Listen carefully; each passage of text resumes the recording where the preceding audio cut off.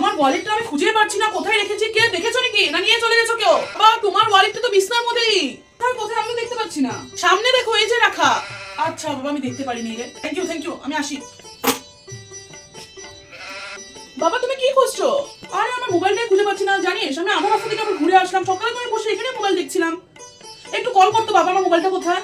দাঁড়াও আমি কল করছি। ট্রেং ট্রেং ট্রেং ট্রেং। বাবা তোমার মোবাইল এই যে।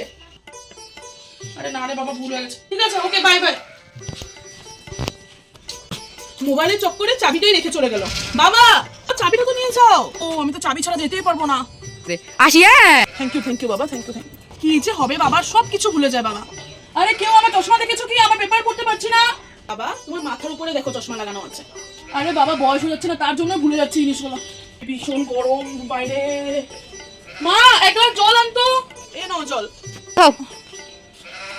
বাবা মাকে তো দেখতে পাচ্ছি না, মা কোথায়? বাইরে নাকি? আরে তোর মা তো ঘরে আছে বাবা, দেখ। বাবা তোমার মনে আছে তো তুমি কোথায় গেছিলে?